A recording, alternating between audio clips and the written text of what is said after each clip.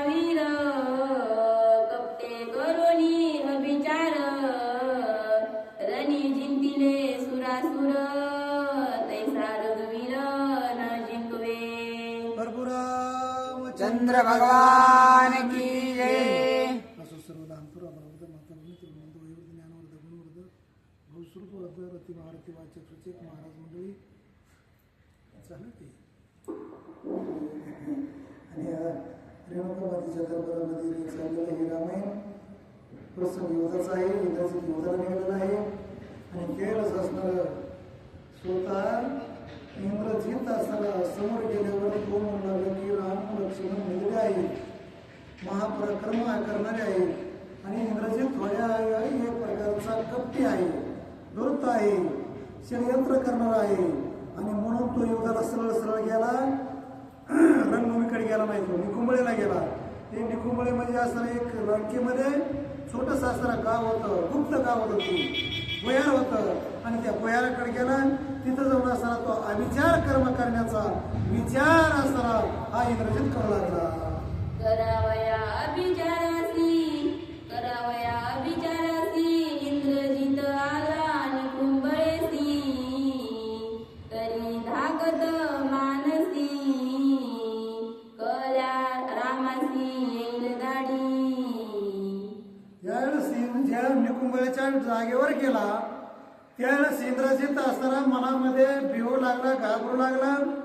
मी या विचार यज्ञ असताना इथं करील, होम हवन करेल, पण इथं जर यदा कदाचित रामाला कळालं त्यांची जर धाडस भाऊ झाली, मला मात्र सुट्टी नाहीये असं मनातून दाखवत होता इंद्रजित. या लागी निकुंबळे पासी द्वार द्वार मार्ग मार्गासी राखण ठेविले राक्षसांसी सैन्यासी सावध. निकुंबळेला गेल्याबरोबर असताना तो मध्ये जाऊ लागला, पण त्याच्या बरोबर जे सैन्य होतं इंद्रजिता बरोबर त्याला पावताना असताना त्याचा कट तयार करू लागला आणि त्याच्यामध्ये एक बलाढ्य सैनिक आहेत त्याला आव्हान देऊ लागला.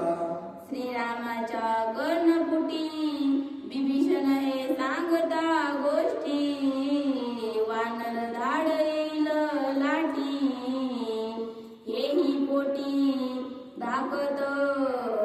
आणि हा विभीषण मात्र आपला चुलता जरी असला तरी तो मात्र रामाला सांगल की हा विचार कर्म करण्यासाठी तो स्वतः त्या ठिकाणी गेलेला आहे आणि गेल्यावर विभीषणाला सांगितलं रामाचा असताना स्वतः सैन्य येईल आणि मला मात्र या ठिकाणावर केल्याशिवाय राहणार नाही, मी काय करू काय नाही असं असताना त्यावेळेस तो मनामध्ये धाकत होता, घाबरत होता आणि मनात सुद्धा विचाराचं कावर इंद्रजिताच्या दाटलं होतं. कारण निकुंबळेला जाऊन शांत बसायला त्याला षडयंत्र करायचे, कपट करायचे, त्याला शांतता कुठं लाभत नाही म्हणून ते घाबरत होतं.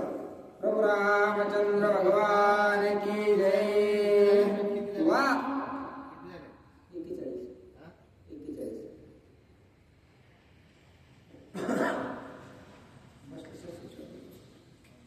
वारे असे न फुटे वाट ऐसे लाकणे ठेवून स्पष्ट आपण शिवले यज्ञ वाट हव्य वाट प्रतिष्ठा.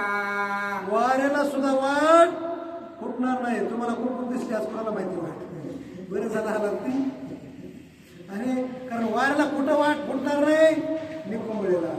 आणि तो निकुंबळेला ज्यावेळेस गेला त्यावेळेस असताना त्याला चौकोन एक प्रकारचा असताना कुंपण तयार केलं कोणाचं राक्षसाचं आणि त्या कुंपणामध्ये असणारे 2-4 असणारे एक प्रकारे कडे तयार केले आणि कडे तयार करून काय करू लागला.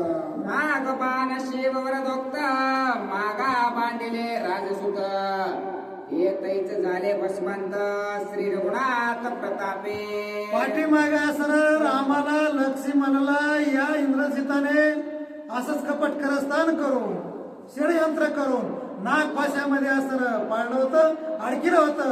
आता त्याला वाटलं तसंच काहीतरी कपट कारस्थान करावं आणि कपट कारस्थान झाल्यावर हे राम आणि लक्ष्मण याच्यात कुठंतरी अडकावत मारावत असा विचार इंद्रजिताचा होता. श्रीरामे मिळले शस्त्र देवता ते परतोने नये चाहता इंग्रजीत होय कुसमुसिता केले व्रता नागपाश. आणि मात्र जे असरे कारण अनेक असताना ते नाग फासा तयार करायचं होत त्याला, नाग बाण असणारे मारायचे होते. पण नाग बाण मारण्यासाठी पाठीमागे रामाला बाण टाकले आणि ते रामाच्या भात्यामध्ये गुप्तपणे तेच असणारे बाण नागफास म्हणून पुढं काही रामाच्या कार्यालयात म्हणून रामाच्या भात्यात बसले. पण असे बाण पुन्हा तयार करण्याचा प्रयत्न इंग्रजीत करू लागला. तसे बाण पुन्हा तयार व्हायना याच्यासाठी दुसरं कपट इंग्रजीत करण्याचा विचार करू लागला. व्रता गेले नागवंदना आता उरले ब्रह्मवरदान. त्या ब्रह्मपाशाचे बंधन सावधान अवधान. यार्थ सर ते ब्रह्मपा आपलं नागपासा सर रामाला लक्ष्मणाला टाकून वानरला असं टाकून यार्थ गेला, माझा पुरुष यार्थ गेला असा विचार इंग्रजीत करू लागला. पण मला ते जरी अर्थ गेलं, एकदा जरी असताना माझा अभिषेक झाला असलं तरी मी अजून लढणारा नाहीये. माझ्याकडे ब्रह्मपास आहे, ब्रह्मवरदान आहे, ब्रह्मदेवाने दिलेला आशीर्वाद आहे. याच्यासाठी मी काय मारणार नाही. असं दुसरं षडयंत्र या सर्व कपटी कारस्थान करणाऱ्या इंग्रजीतानं तयार केलं. ब्रह्मवरदान इंद्रजितासे ओम करिता अभिचारासे. ओम देवता तात्काळेसे होईल तुम्हासे प्रसन्न. ब्रह्मदेवाचं वरदान काय होतं इंद्रजिताला? ज्यावेळेस तू होम हवन करशील त्याच्यामध्ये अभिचार कर्म करशील, ते अभिचार दुराकर्म आहे. आणि ते कर्म ज्यावेळेस असताना करशील त्यावेळेस असताना तुला एक प्रकारे त्याच्यापासून विजयी रथ असताना प्राप्त होईल. आणि तो रथ त्याच्यामुळे तो असणारा विजयी हमेशा होतील. असं ब्रह्मदेवाचं पूर्वी तपश्चर्या करून कमिलाला वरदान आहे. पण ज्याचा सुरुवात असणारी आगुरी का त्याचा शेवट आगुरी झाल्याशिवाय नाही. हे आगुरी कर्म होतं, दुष्ट कर्म होतं, वाईट कर्म होतं. असं कर्म घोर कर्म हा इंग्रजीत निकुमळेला करण्यासाठी परिवर्तन ज्यावेळेस झाला त्याचा शेवट सुद्धा एक प्रकारे दुष्टच होणार, चांगला होणार नाहीये. मागा शरबंद परिपाटे बंदे घातल्या देवकोटे. येन झाले श्रीरामे गोष्टी सावधान दृष्टी. हे मनात विचार करू लागला इंद्रजीत. मी आता पसतोर देव दानव 33 कोटी देव सगळे असणारे म्या या नागपाशामध्ये असणार नागबाणामध्ये सगळे जकडले होते. मात्र ते रामाला चढतच नाही. म्या करावं काय असं विचाराचं कावर थोडस या इंग्रजीच्या डोक्यात आलं आणि मनात काय म्हणू लागलं इंग्रजी. या लागे शरबंदा समोर येताचे निशाचर.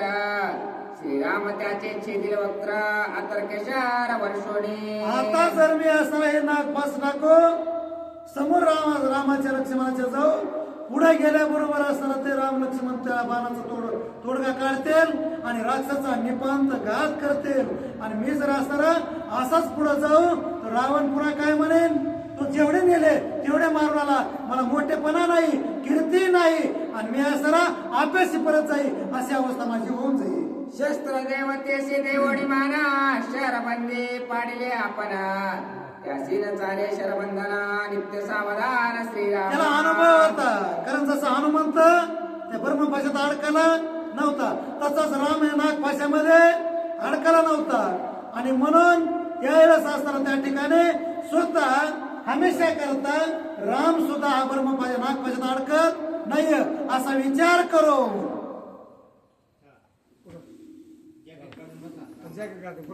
तुम्हाला दवाखान्याची पाळी मला येईल.